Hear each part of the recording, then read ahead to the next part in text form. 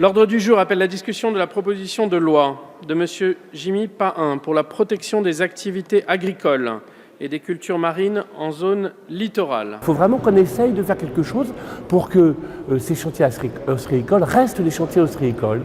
L'ostréiculture, c'est quelque chose de très fort en Bretagne Sud. D'abord, la baie de Quiberon est un endroit où il y a une plus grande captation d'huîtres plates. Et puis, c'est un vrai savoir-faire, une vraie valeur ajoutée.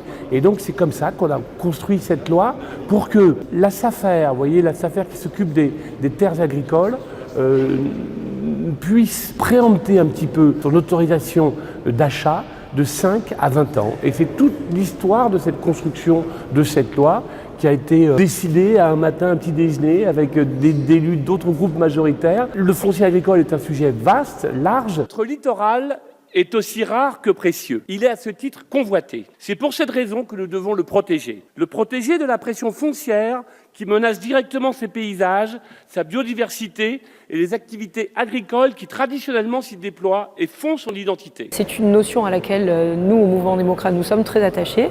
Continuer, porter à nouveau et préserver notre littoral, préserver l'équilibre actuel entre toutes les activités touristiques qui y sont rattachées, mais aussi une activité économique qu'il faut impérativement sauvegarder pour que cet écosystème fonctionne et puisse perdurer dans le temps. Concrètement, à travers cette proposition de loi, nous attaquons au cas des particuliers qui veulent acheter une résidence au bord de l'eau et qui, pour cela, acquièrent un siège d'exploitation agricole. Il y avait une demande aujourd'hui des professionnels de la conchyliculture à les aider à préserver ces cabanes ostréicoles qu'on voit un petit peu partout sur le littoral, avec des demandes, des paysages différents, qu'on soit sur le bassin méditerranéen ou que l'on soit en Bretagne, mais un souhait identique derrière qui était d'éviter la cabanisation de ce qui est leur outil de travail et ainsi de pouvoir continuer à travailler à proximité du littoral, ce qui est obligatoire pour eux.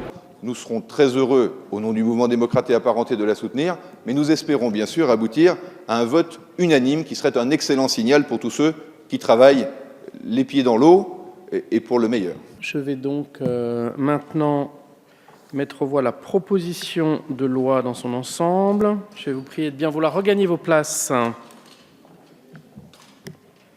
Le scrutin est ouvert. Le scrutin est clos.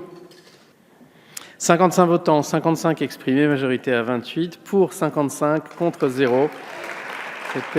Cette proposition est votée à l'unanimité.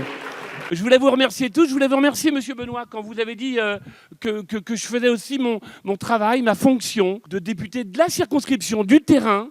Et puis, merci à tous. Merci à Gilles Lurton. Merci surtout au groupe Modem de m'avoir accueilli dans sa famille. Parce que vous l'avez dit, Monsieur le ministre, on vit une période quand même pas simple. Mais moi, je peux vous dire que j'ai été élu il y a 18 mois. À part ma mère et moi, pas grand monde ne croyait en moi, Monsieur le ministre. Eh bien, j'y suis allé.